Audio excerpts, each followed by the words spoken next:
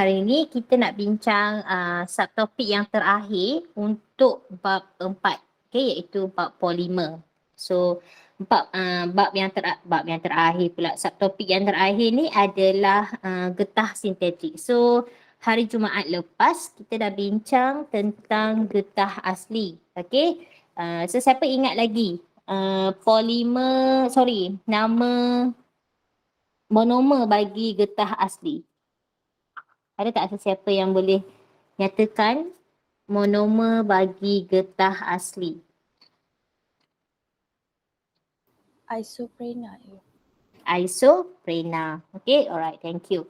So getah asli itu adalah getah semula jadi. Sebab apa kita kata dia getah semula jadi? Sebab dia dihasilkan ataupun dia berasal daripada pokok getah, sumber semula jadi. That's why kita katakan dia adalah sejenis polimer semula jadi. Okay, jadi hari ni kita nak tengok getah sintetik. Sebelum tu kita nak tengok dahulu kriteria kejayaan. Okay, so yang pertama sekali of course lah kita kena tahu ataupun kamu dapat menyatakan maksud getah sintetik. Okay, maksud getah sintetik. Kemudian kamu dapat menyatakan, menyatakan 4 daripada 6 ciri getah sintetik. So kita macam biasa ada 6 ciri-ciri getah sintetik. Jadi kamu boleh nyatakan 4 daripada 6 tu pun dikira kamu dah mencapai kriteria kejayaan untuk pembelajaran hari ini. Dan yang ketiga, kamu dapat menerangkan at least 2 kesan penggunaan getah sintetik terhadap alam sekitar. Okay, so kita nak mewajarkan kegunaan getah asli dan getah sintetik ni dan kesan dia terhadap alam sekitar kita. Okay, alright. Jadi kita boleh rujuk buku teks. Okay, ni saya slide ini daripada buku teks muka surat 159 hingga 161. Okay. So kalau kita tengok apa yang dimaksudkan dengan getah sintetik. Getah sintetik ni dia adalah sejenis polimer. Dia sejenis polimer sintetik yang bersifat kenyal atau polimer elastomer. So masa kita belajar 4.1 jenis polimer, kita ada 3 jenis polimer iaitu polimer termoset, polimer termoplastik dan polimer elastomer. Jadi getah sintetik ni dia adalah jenis yang ketiga. Okey. Jadi kebanyakan getah sintetik ni kan dia dihasilkan daripada produk sampingan petroleum. Kita dah belajar tentang petroleum masa kamu belajar sains teras dulu-dulu kan. So kita tahu salah satu produk sampingan daripada penyulingan berperingkat petroleum tu adalah getah asli. So antara contoh getah sintetik ni adalah neoprena, getah styrena butadiene yang kita ada buat carian Google kan sebelum ni, dan juga getah silikon. Okay, so kebanyakan antara contoh-contoh lah barangan yang diperbuat daripada getah sintetik ni adalah gelang getah. Tapi kalau kamu tengok gelang getah ni dia berbeza sedikit daripada gelang getah yang warna kuning, orange yang dekat rumah tu kan. And then sarung tangan. So biasanya barangan yang dihasilkan yang mempunyai ciri-ciri getah asli seperti kekenyalan yang tinggi, tapi barangan tersebut tidak dihasilkan dengan menggunakan getah asli, sebaliknya dihasilkan dengan menggunakan getah sintetik. Okay. Kenapa kita nak menghasilkan getah sintetik? Sebab tak semua getah asli ni dia tetap ada kekurangan. Macam tak tahan haba. Walaupun dia kenyal tetapi sifat kekenyalan dia tu kurang berbanding getah sintetik. That's why kita cuba hasilkan getah sintetik. Dan kita nak menampung permintaan getah yang tinggi. Okey, so cuba kita tengok apakah ciri-ciri getah sintetik. Okey, ni directly saya ambil daripada buku teks muka surat 159. Okey, jadi yang pertama, sifat dia yang pertama adalah keras. Okey, kalau getah asli dia lembut kan? Dia lembut. Tapi getah sintetik ni dia keras. Yang kedua, sifat dia tahan haba. Okey. So dia tahan ataupun dia tahan terhadap terhadap haba yang tinggi. Yang ketiga, tahan bahan kimia. Okey, kalau kamu tengok sifat dia memang 1, 2, 3, 4 ni sifat dia berlawanan dengan ciri getah asli. Kecuali yang kelima dengan keenam sahaja sifat dia sama. Maknanya sifat tu sama ada dengan getah asli. Yang ketiga, tahan bahan kimia. Maknanya dia tidak bertindak balas lah dengan bahan kimia. Yang keempat, tahan pengoksidaan. Okey, dia tidak teroksida dalam udara. Yang kelima, dia merupakan penebat haba dan juga penebat elektrik sepatutnya. Dan yang keenam, dia bersifat kenyal. Okey, so ini ada 6 ciri getah sintetik. Jadi kamu tak payah nak terangkan ciri-ciri tersebut. Kamu hanya perlu nyatakan. Maknanya nyatakan dekat situ kamu tahu sahaja. Tak payah nak terang-terang. Okey. Okey. Seterusnya kita nak tengok kegunaan getah sintetik. Apa kegunaan getah sintetik ni? Okey. So kita tengok kat sini, kita ada 5 contoh getah sintetik Okey, kita ada 5 contoh iaitu neoprena ataupun nama lain dia adalah polychloroprena. Okey, polychloroprena. And then yang kedua adalah styrena butadiena. Ini yang agak famous yang selalu kita guna. Yang ketiga, getah silikon. Yang keempat, thiokol. Dan yang kelima adalah getah nitrin. Okey, so jom kita tengok ciri-ciri dan kegunaan bagi setiap getah sintetik ini. Okey, saya besarkan sikit supaya boleh nampak dengan jelas. Alright. So yang pertama kita tengok ini adalah neoprena. So neoprena pula. Neoprena ni dia adalah tahan haba So dia tahan haba yang tinggi, tahan pengoksidaan. Maknanya dia tidak mudah teroksida itu adalah neoprena dan juga tidak mudah terbakar. Sebab apa dia tidak mudah terbakar? Sebab dia mempunyai takat lebur yang tinggi ataupun ketahanan terhadap haba yang tinggi. Okey, jadi kegunaan dia digunakan untuk membuat tali sawat. Apa benda tali sawat tu? Cuba Google tali sawat tu apa? Dia alat mekanikal kan? Mana? Apa macam dekat basikal tu. Okay. Alright, betul. And then pipe getah petrol dan sarung tangan. Okay. Itu adalah antara contoh kegunaan neoprena. Sebenarnya ada banyak lagi kegunaan dia tapi ni antaralah contoh-contoh kegunaan getah sintetik yang dinamakan neoprena. Okay, ni contoh contoh getah sintetik. Actually ada banyak tapi yang kamu belajar 5 ini. Kamu boleh cari lagi. Dekat internet pun ada banyak jenis ataupun contoh getah sintetik. Yang kedua adalah warna-warna oranye ni macam tak berapa nampak kan. Okay, so ni yang pertama. Ini yang kedua. Okay, yang kedua adalah styrena butadiena ataupun dikenali juga dengan SBR. Jadi kalau dalam exam, kamu boleh je tulis SBR. Biasanya memang kita tahulah SBR tu merujuk kepada styrena butadiena. Okay, and then apa ciri-ciri dia? Okay, tahan pelelasan dan tahan haba yang tinggi. Dia maknanya dia memang tahan terhadap geseran, okay, dan juga dia tahan terhadap haba. Sebab tu dia sesuai digunakan sebagai tayar dan juga tapak kasut. Okay, sebab tayar dengan tapak kasut ni memang dia sentiasa berlaku geseran pada getah tersebut. Jadi dia tahanlah pelelasan tersebut dan juga dia tahan terhadap haba. Sebab apa kita tahu geseran itu dia menghasilkan tenaga haba. Okay, and then yang ketiga adalah getah silikon. Nanti kita cuba carilah satu-satu jenis macam mana gambar getah silikon ni. Okay, and then tahan suhu yang tinggi. Okay, nampak kebanyakan memang getah sintetik ni dihasilkan dengan ciri tahan haba, iaitu tahan pada suhu yang tinggi dan bersifat lengai. Okay, lengai dekat sini dia tidak bertindak balas dengan apa-apa bahan kimia. Okay, so kegunaan dia digunakan dalam bidang perubatan iaitu implan perubatan. Okay, And then alatan memasak, komponen automotif untuk automotif ni untuk bidang, macam mana nak cakap bidang automotif ni? Macam kimpalan bagai itulah. Okay, and then bahan kedap. Kedap ni maknanya dia kedap udara. Okay.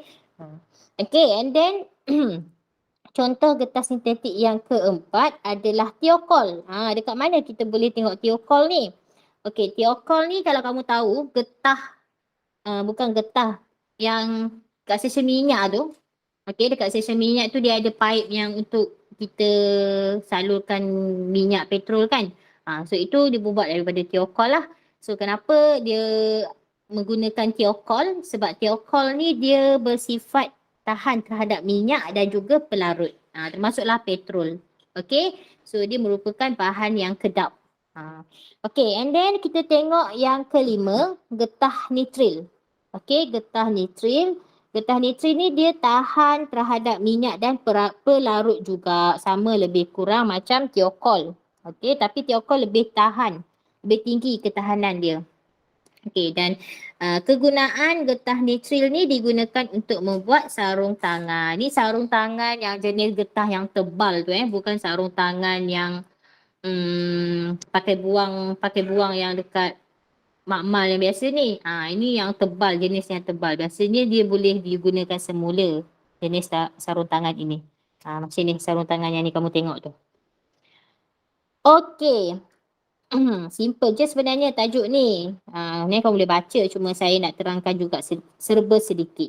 Okay. So dekat bahagian yang bawah ni, okay, yang dekat bahagian muka surat 160 tu kita ada penggunaan getah dan juga alam sekitar. Jadi kalau kita kat sini kita nak mewajarkan penggunaan getah asli dan juga getah sintetik dan kesan terhadap alam sekitar. So kalau kita tengok, biasalah getah sintetik ni, okay, getah sintetik ni disebabkan dia adalah buatan manusia yang menggunakan banyak bahan kimia. Okay, jadi penggunaan barangan getah sintetik ini dia adalah patutnya macam tak digalakkan lah, sebab penggunaan barangan getah secara tidak lestari tu maknanya tidak terancang. Okay, tidak terancang. Jadi dia akan mengakibatkan pencemaran alam sekitar. Okay, sebab apa dia boleh menyebabkan pencemaran alam sekitar? Sebab getah sintetik ni dia mengambil masa yang sangat lama untuk terurai dan dia menyukarkan proses pelupusan. Contoh macam tayar kereta kan. Okay, tayar kereta tu kamu rasa dia akan ambil masa berapa tahun lah dia nak terurai, dia nak mereput, kamu rasa-rasa. Lama tak?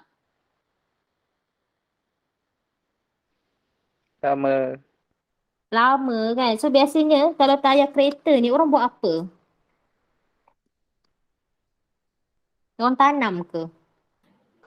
Tak, biar macam campak je dekat mana-mana. Tampak je kat mana-mana. Lepas tu biar je mereput dekat situ. Sementara dia nak mereput tu dia dah menyebabkan pencemaran alam. That's why kita kalau boleh kita kitar semula lah. Okay. Tayar terbuang tu. Sebab tayar ni memang akan adanya. Takkan habis. Sebab selagi mana tayar bergolek dekat, tayar kenderaan tu bergolek dekat jalan raya, selagi itulah akan ada tayar yang terbuang. Okay. Jadi biasanya kita akan kitar semula. Sekarang ni dah banyak industri yang buat dia membuat perabot, okey, buat perabot daripada tayar terbuang. Ada juga yang guna untuk menghias laman rumah kan, macam sekolah kita pun kita guna tayar terbuang untuk buat hiasan. So tayar kereta ni lah antara produk getah sintetik utama yang perlu dilupuskan dalam kuantiti yang banyak sebab memang penggunaan dia sangat meluas. Okay, and then kita lihat pula untuk getah asli. Okay, berbanding dengan getah sintetik, getah asli ni dia mengambil masa yang lebih singkat lah untuk terurai. Secara biologi ni maknanya secara semula jadi. Okay, sebab apa dia mengambil masa yang lebih singkat berbanding getah sintetik? Sebab dia dihasilkan daripada tumbuh-tumbuhan. Dia tak menggunakan bahan kimia. Okay, dan lagi satu kita nampak ciri dia adalah tidak tahan haba. So kalau dia terkena pada haba yang pada suhu yang tinggi, jadi dia mudah terurai. Okay, tetapi walaupun dia mengambil masa yang singkat ataupun dia lebih mesra alam, dia punya penggunaan getah asli ni terhad. Sebab apa? Sebab dia tak tahan haba, and then dia mudah bertindak balas dengan bahan kimia, dengan pelarut. So dia tak memenuhi permintaan pengguna. Sebab tu dia jarang digunakan. Sebab tu getah asli ni pun kita kena kuatkan dia, kita kena keraskan dia, kita perlu tambah sulfur supaya terhasilnya getah tervulkan kan yang kita belajar last apa subtopik. So kalau kita tengok penggunaan dia tu macam ciri-ciri dia tu macam tak banyak sangat penggunaan dia. Sebab tu kita perlukan getah sintetik dan getah tervulkan. Even getah tervulkan tu pun tak mesra alam sangat sebab dia ada sulfur. So kalau dia bertindak balas dengan oksigen, dia akan menghasilkan ataupun membebaskan gas sulfur dioksida. Yang mana sulfur dioksida tu semua kita tahu dia adalah gas berasid. Okay. Alright. So, macam mana kita nak hadapi, nak mengatasi masalah pelupusan barang getah ni? So, ini antara contoh-contoh dia. Okey, dia kitar semula, nampak tak ni? Dia kitar semula mungkin dia akan, kalau macam tayar kereta, biasa kita tukar tayar kereta ni sebab tayar tu dah expired kan, tayar tu bunga dah kurang ataupun dah orang kata dah expired lah. So dia akan repair balik tayar tersebut. Okay, ni dia repair balik.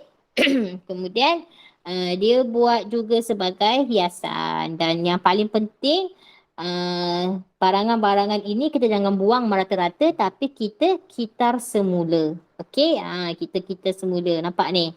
Okay, kita kitar semula supaya sisa buangan ini menjadi sumber-sumber yang bernilai. Yang paling penting kita boleh mengurangkan penggunaan bahan semula jadi dan juga menjana sumber kewangan dan memberi faedah sosial. Okey. Okey, jadi untuk latihan pentaksiran PBD TP1 hingga 5, ini cikgu belum sempat letak lagi dalam Google Classroom. Jadi kamu boleh jawab dahulu uji diri 4.3. So apa yang dimaksudkan dengan getah sintetik? Okey, kamu jawablah soalan 1, soalan 2 dan soalan 3. Kemudian kamu hantar melalui Google Classroom. Okey, ada soalan tak nak tanya setakat ini?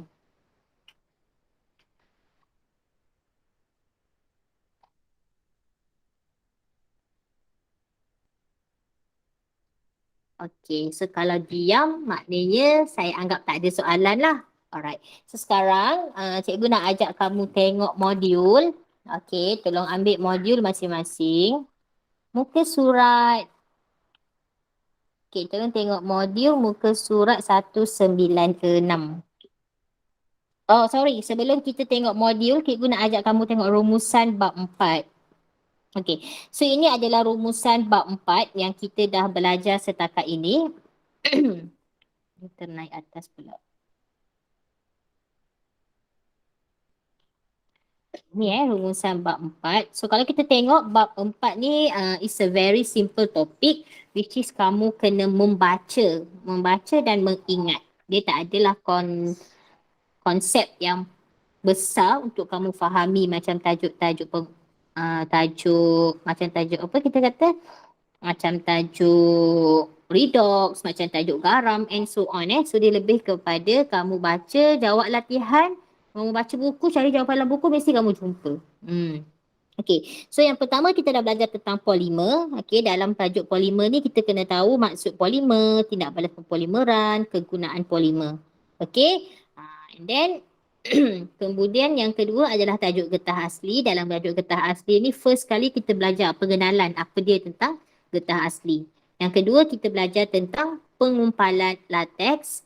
Yang ketiga kita belajar tentang pemvulkanan getah dan sifat getah tervulkan.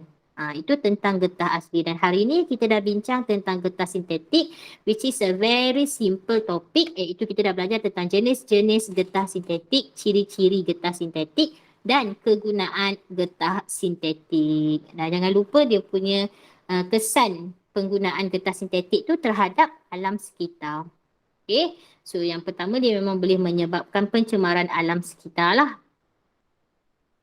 Okay, Ni adalah latihan pengukuhan. Cikgu ambil daripada modul. Cikgu kecilkan sikit. Okey, daripada modul soalan 8. Okey. So yang ni cikgu nak kita jawab sama-sama. Okey. Sambil-sambil kamu buka tu dah ready, boleh bagi tahu cikgu, kita start perbincangan.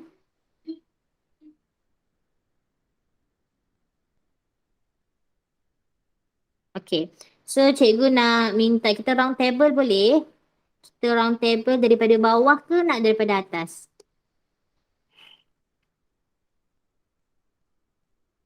Nak round table daripada bawah ke atas ni? Ke cikgu pick je nama? Okey, cikgu minta Iman. Iman boleh jawab soalan nombor 8. Cikgu benci saya Benci ke macam tu? Tak adalah, tak Saja. adalah. Tadi Iman masuk awal kan? Okey, Iman jawab soalan nombor 8 please. Alamak. Alah, Sekejap. baca je soalan. Antara berikut yang manakah polimer bagi getah asli? Yang mana adalah polimer bagi getah asli? Neoprena tu getah sintetik. So bukan. Kan cikgu kan? Ya, betul. Neoprena tadi baru je kita belajar kan getah Lepas tu sintetik. Kenapa HBr gelap tu ni? pun bukan. Okay, saya pangkah. Okey, SPR Lepas pun tu, bukan. Getah silikon pun bukan. Jadi saya pilih C. C. Polyisoprena. Polyisoprena. Okey, betul ke salah kawan-kawan? Siapa kata betul? Cuba angkat tangan. Tak ada orang angkat tangan. Okey, Dania angkat tangan. Ada 4 orang yang angkat tangan. Dania, Alia, Elis, Sharifah, Anis. Okey, Razi pun angkat tangan. Yes, memang betul jawapan Iman. Dia takut sangat salah jawapan dia kan? Padahal betul je. Okey, yang kedua soalan 9. Kegunaan nylon. Okey, yang ini cikgu nak Farhana cuba jawab. Okey, Farhana cuba jawab soalan 9 Farhana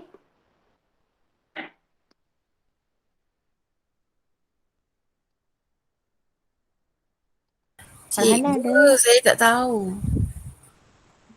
Alah, kegunaan nylon. Cuba Cikgu tengok saya nak cuba nylon. jawab. Okey, boleh nampak dia dah tamak dah. Aku jawab. Cikgu saya nak jawab cikgu. Tali okey. pancing. Dia dah siap jawab jawapan dah Alia. Melampau kan dia? Tak, Kan, nylon Alia? tu umum. Cikgu saya nak Nylon. jawab. Boleh Alia. Jawapan Sila, dia C, sila. bekas pembungkus. Bekas pembungkus, kegunaan nylon. Okey, siapa setuju? Ada 2 jawapan hari ni. Satu tali pancing, satu bekas pembungkus. Okey, kamu siapa yang kata jawapannya nylon? Jawapannya tali pancing. Silap pula. Angkat tangan. Kita buat Saya undian dah. yakin. Okey, ada 2 orang dah angkat tangan. 3 orang angkat tangan. Okey. 4, ramai juga. Ada 4 orang. 1, 2, 3, 4. Elisa, Iman, Elis, Dania, Sharifah. Okey, tak apa. Cikgu tak kata salah. Kejap. Cikgu nak tak jawapan tu dua-dua lah kan. Mana tadi? Warna biru. Okey, 1 tali pancing. Cikgu kena naikkan atas sikit. Tak nampak. Yang kedua bekas pembungkus. Yang mana 1 ni. Okey, siapa kata turun tangan. Turun tangan dulu. Okey, alright. Siapa kata jawapannya adalah bekas pembungkus? Angkat tangan.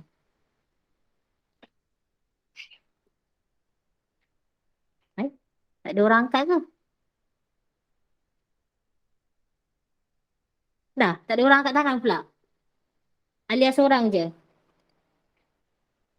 Saya pun tak angkat untuk tu. Kenapa Alia tak angkat? Kelakar lah korang. Dia tiba-tiba bertukar fikiran pula. So, Alia pilih jawapan apa? Sebab ramai. Saya pilih B. Pilih B. Sebab ramai jawab B ke sebab tiba-tiba macam perasan jawapannya bukan C? Ke macam mana? Tiba perasan jawapan dia bukan C. Okay. Alright. Thank you. So, jawapannya adalah B, tali pancing. Sebab kita tahu nylon ni macam bekas pembungkus, dia adalah isoprena kan? Isoprena pula. Apa nama? Polistirena. Polistirena kan yang kita belajar. Kalau cikgu akan confuse antara tali pancing dengan payung terjun. Kalau saya lah. Tapi the given answer is tali pancing. Cuma saya pun tak tahu kenapa bukan payung terjun. Payung terjun sepatutnya dia buat daripada apa Siapa tahu? Tak tahu juga. Okey, nanti saya akan argue jawapan ni dengan Cikgu Nurul atau Cikgu Alia. Okey, tapi the given answer betul lah tu, tali pancing betul. Cuma saya nak tanya kenapa bukan payung terjun. Tu saya lah, saya memang suka bertanya balik tu. Okey, seterusnya soalan ke-10. Okey, soalan 10 dia nyatakan polimer sintetik digunakan secara meluas dalam kehidupan harian. Okey, dia suruh kita lengkapkan jadual A tu. Okey, ada errata sikit. Okey, erratanya di sini. Okey, dalam yang asal dia tulis ni adalah getah sintetik kan. So kamu potong liquid ataupun potong ke dengan pen merah, getah sintetik tu, kamu gantikan dengan neoprena. Cikgu tak tahu kenapa dia buat errata. Okay, getah sintetik tu kamu gantikan dengan neoprena. Mungkin sebab getah sintetik ni dia ada banyak kan. Dia ada banyak jenis. Jadi tak sesuai lah dia letak getah sintetik. Dia kena letak contoh getah sintetik dekat situ. So contohnya kita ambil neoprena. Okey, apakah monomer untuk neoprena kelas? Siapa boleh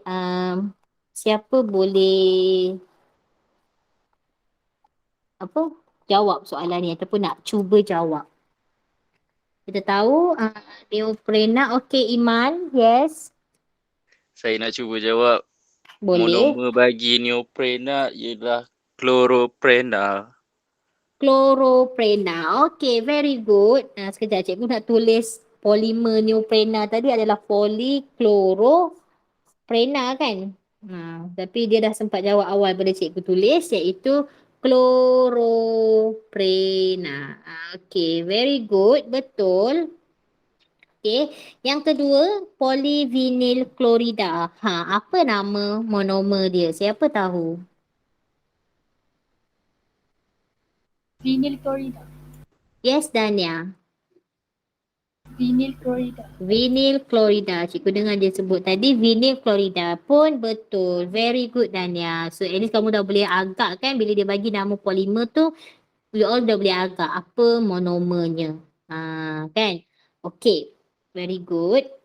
Soalan B, dia kata nyatakan satu daripada kegunaan polyvinyl klorida dalam kehidupan harian. So polyvinyl klorida ni dia sebenarnya adalah PVC kan?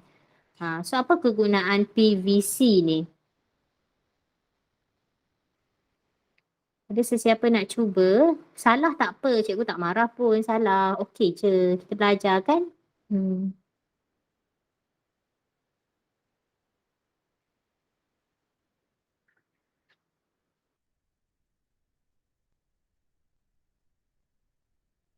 Ada tak sesiapa tahu PVC tu apa?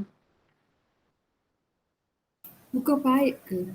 Yes, Sharon. Apa tadi? Paip Okey, betul. Paip. Okey, dia digunakan untuk buat paip. Paip air kan? Ataupun cover penebat wire elektrik tu pun ada juga diperbuat daripada PVC. Okey, very good. Bagus. Cikgu nak tanya. Ya, Sharon. Kan selalu ni kan orang panggil paip kan, paip PVC. Kalau orang yang tak panggil, kalau orang panggil paip je maksudnya ada lain-lain ke macam mana? Okey, paip tu dia refer kepada, sebab paip tu adalah barang kan, peralatan. So dia boleh refer kepada banyak benda. Paip getah, paip juga tempat laluan air tu kan. Tu kita panggil paip getah. Betul juga. That's why kebanyakan kita panggil pipe PVC supaya kita tahu, boleh refer, oh pipe PVC tu yang saluran air daripada sinki kita semua tu. Macam tu. Okay tu. So bezalah kat situ pipe getah dengan pipe PVC. Adakah saya menjawab soalan Syarul? Ya. Okay, thank you. Okay, soalan 11. Okay, saya naikkan sikit. Okay, soalan 11 ditanya kita, getah asli mempunyai banyak kegunaan di dalam kehidupan harian. Okay, bila disebut soalan ni, bila soalan tu adalah soalan SPM ya, sebenarnya soalan SPM yang pernah ditanya. That's why dia letak soalan. Kalau latihan, lebih kepada latihan pengukuhan supaya awak faham. Kalau soalan tu bentuk soalan lah yang boleh ditanya. Okey. Getah asli mempunyai banyak kegunaan di dalam kehidupan harian. Jadi soalan yang pertama ditanya kita, nyatakan monomer getah asli. Jadi apakah monomer getah asli tadi? Rasanya dah banyak kali kan yang kita sebut perkataan itu. Siapa ingat? Isoprena cikgu. Ya, betul Alia. Very good. Isoprena. Okey. Next, soalan B. Dia tanya kita nama kimia. Okey, kamu tambah sikit dekat atas, dekat selepas nama kimia tu, EUPAC. Maknanya dia nak nama kimia based on EUPAC ataupun mengikut EUPAC bagi getah asli. Ni soalan 11 ni bukan sahaja untuk refer getah sintetik tapi refer kepada bab 4 polimer. Okey, siapa tahu nama EUPAC bagi getah asli?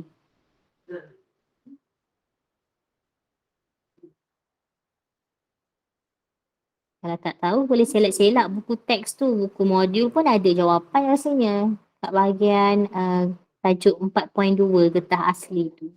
Boleh selak-selak buku, cari jawapan. Cikgu tunggu, tak apa.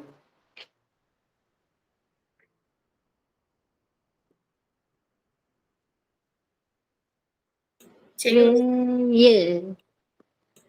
2 metil but 1,3 diena 2 metil but 1,3 diena. Yes, betul. 2 metil but 1,3 diena. Okay. Alright, thank you Alia, very good.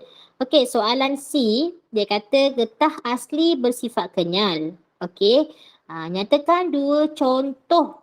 Dia nak 2 contoh kegunaan getah asli yang berkaitan dengan sifat kekenyalan dia. Yang lembut, kenyal, apa 2 contoh tersebut?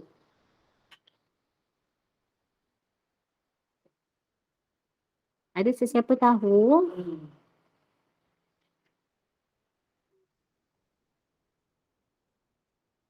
Gelang getah. Okay, very good. Gelang getah. Lagi satu? Siapa tahu lagi satu? Kalau buat parti je mesti ada benda ni. Kanak-kanak memang sukalah.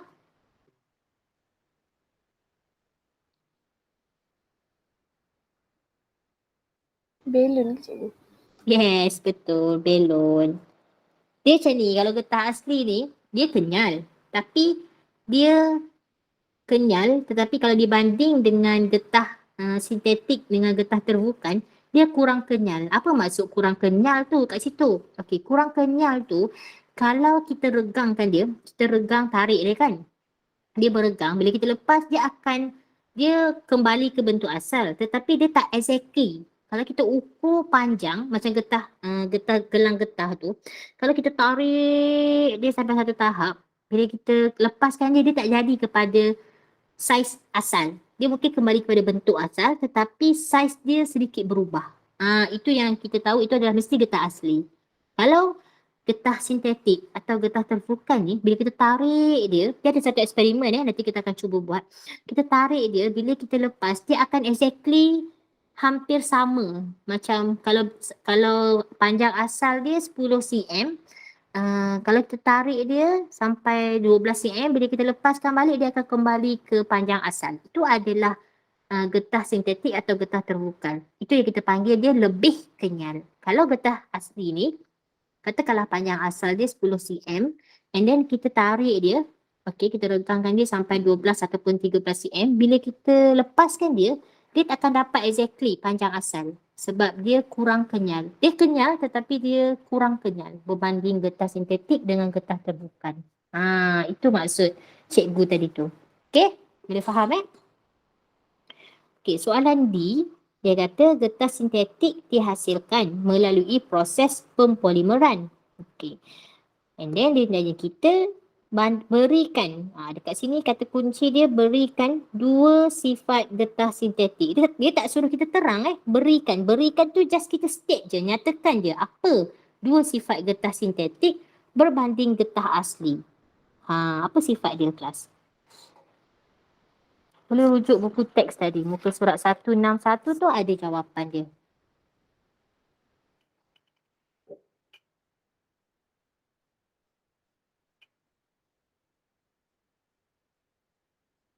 Ada yang nak cuba? Keras. Okey, Alice. Okey, betul. Keras. Lagi satu? Tahan haba. Okey. So kita kena kata lebih tahan haba. Okey. Ataupun kita boleh kata lebih kenyal. Pun boleh juga. Alright? Okey. Very good. Thank you, Alice. Okey, soalan 12. Okey, soalan 12 ni sebabkan jawapannya sangat panjang dan saya pun agak mengejar masa. Jadi, saya dah terus nyatakan jawapan di sinilah. Okey, so soalan dia apa? Soalan dia kata jadual 12 ni, jadual dekat bawah ni, yang ni Okey, jadual ini menunjukkan keputusan ujian tentang pengumpalan getah. Okay. So dekat sini dia ada dua keadaan. Dia tambahkan asid metanoik dalam lateks. So didapati lateks tu menggumpal serta-merta. Tetapi kalau dia tambah, dia biar je lateks tu dalam keadaan semula jadi, lateks tu menggumpal tetapi dengan lambat. So dia suruh kita terangkan mengapa terdapat perbezaan pemerhatian itu. Dan markahnya adalah 4 markah. Jadi, apa yang perlu kita buat? Sebaiknya kita buat jadual. Kita buat jadual macam ni. Okey, kita buat jadual macam ni. So, kita buat dua keadaan. Sepatutnya jadual ni tak lengkap sebab dia tak bezakan. Yang mana satu prosedur ditambah dengan asid metadoik, yang mana satu keadaan semula jadi. Jadi, cikgu tambah sikit satu kolom ke atas ni. Bukan satu kolom, satu baris dekat atas. So yang pertama ni adalah asid metanoik ditambah kepada lateks. Yang kedua, lateks dibiar semula jadi. Jadi perbezaan dia kita boleh dapati kalau kita guna asid metanoik, lateks menggumpal serta-merta. Tapi kalau kita biar sahaja, dia akan menggumpal cuma lambat. Okey, yang kedua, asid propanoik. Ini bukan asid propanoik, ini asid metanoik. Okey, dia menghasilkan kepekatan ion hidrogen yang lebih tinggi. Bukan yang tinggi, nanti kalau yang tinggi, cikgu takut kamu refer kepada asid kuat. Ini bukan asid kuat kita nak bandingkan kehadiran asid dengan tanpa kehadiran asid. So yang ada asid ni dia akan menghasilkan kepekatan ion hidrogen yang lebih tinggi. Sebab tu dia ion hidrogen itu boleh meneutralkan charge negatif pada membran protein. Okey. Tapi kalau kita biar dia secara semula jadi, sebab tu dia menggumpal dengan lambat. Sebab apa? Sebab bakteria dalam keadaan semula jadi ni dia akan hasilkan kepekatan ion hidrogen yang lebih rendah. So dekat sini kita tambah perkataan lebih. Okay. Sebab tu dia menggumpal dengan lambat. Okay. And then perbezaan yang seterusnya, ion hidrogen dalam asid metanoik ni dia akan menghasilkan, dia akan meneutralkan charge negatif pada membran protein lateks. Jadi zarah getah ni dia akan berlanggar antara satu sama lain dan menyebabkan membran protein pecah. Jadi molekul getah tu akan bergabung bersama lebih cepat. Dia nak teranglah kenapa lateks tu menggumpal serta-merta. Manakala untuk lateks yang dibiar secara semula jadi, disebabkan bakteria dalam keadaan semula jadi tu menghasilkan kepekatan ion hidrogen yang lebih rendah. Jadi ion hidrogen tu tetap meneutralkan charge negatif membran protein dan zarah getah ni tetap berlanggar antara satu sama lain menyebabkan membran protein pecah. Tapi disebabkan itulah molekul getah bergabung secara perlahan. Itu dia punya perbezaan lah. Okay. Boleh snap gambar. Okay, boleh snap gambar tengok. Okay. Soalan yang ke-13. Okay, kita tengok soalan yang ke-13. Ini adalah soalan yang terakhir untuk hari ini. Okay, dia kata soalan rajah 13 menunjukkan polimer polyvinyl klorida yang terhasil apabila monomer T bersambung antara satu sama lain. Okay, untuk membentuk satu molekul yang berantai panjang iaitu monomer T. Okay, ada beberapa monomer T melalui proses X menghasilkan polimer polyvinyl klorida. Okay, so soalan yang pertama dia suruh kita namakan T. Apakah T tersebut, kelas?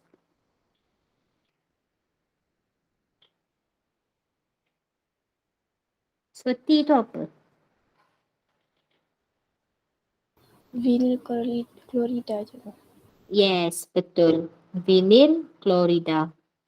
Okay, sebab polimer dia adalah polyvinyl klorida. So, kebanyakan monomer tu kita buang je poly tu. Poly tu merujuk pada maksud banyak Okay.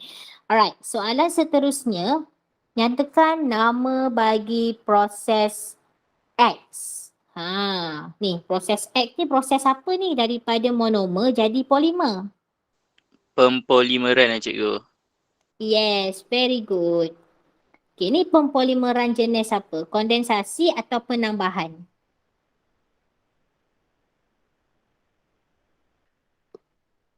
Boleh beza tak penambahan yang mana, kondensasi yang mana?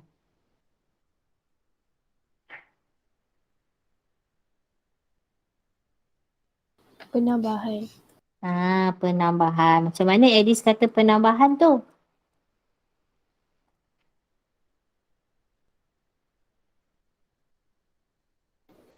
Sebab dia dia buang ikatan ganda dua tu. Dia buang ikatan ganda dua. So kat situ cikgu rasa sebab Edis kata vinyl klorida tu ada ikatan ganda dua antara atom-atom karbon. Okay, yang lagi satu yang sebab utama dia kat situ kita nampak dia guna satu jenis monomer sahaja kan. Iaitu dia guna jenis monomer yang sama iaitu vinyl klorida. Sebab tu dia penambahan. Kalau kondensasi dia melibatkan dua jenis monomer yang berbeza. So kamu boleh faham macam tu, senang untuk kamu jawab. Tapi untuk soalan ini dia tak minta pun jenis pempolimeran, cikgu je saja tambah. Kamu jawab pempolimeran pun dah betul. Okay? Okey, soalan D. Lukis formula struktur monomer bagi polimer vinyl klorida. So sebenarnya dia dah bagi jawapan pun yang ini. Tapi buku kamu tak ada kot. Kan buku kamu tak ada jawapan ni kan? So inilah dia. Vinyl klorida. Sebab dia suruh lukis formula struktur monomer. Okey. Soalan cikgu laju sikit sebab dah 8:29. Okey. Soalan E. Tulis persamaan pempolimeran bagi polyvinyl klorida. So macam mana nak tulis tu? So cara dia macam ni. C2H3Cl So kita tahu dekat depan ni kita letak N. Sebab dia ada banyak vinyl klorida.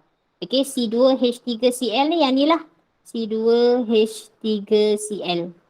Okay, so dia akan menghasilkan C2H3Cl juga. Tetapi kita kena buat macam ni, tutup kurungan, buka kurungan, tutup kurungan, letak N. Ini adalah membawa maksud polimer. Okay, itu polimer. Okay, seterusnya soalan F, nyatakan satu kelebihan menggunakan polivinil klorida sebagai paip air membanding paip logam. Okey, kenapa kita guna PVC paip sebagai paip air bukannya paip logam? Okey, so kita tahu paip logam ni dia mudah berkarat kan, logam. Sebab itulah kita menggunakan PVC. So kat situ kita kata dia lebih tahan karat. Ataupun kita boleh kata dia tidak berkarat lah. Sebab PVC memang tak berkarat kan. Okey, cuma dia tak adalah sekuat logam. Okey. And then G, beg plastik ialah sejenis polimer sintetik. Nyatakan satu kebaikan dan satu keburukan beg plastik. Okey. So kebaikan dia murah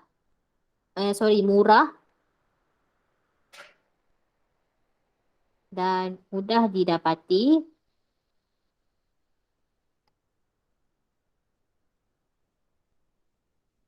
Okey. Dan yang kedua, dia punya keburukan dia pembakaran plastik ni dia menghasilkan gas beracun.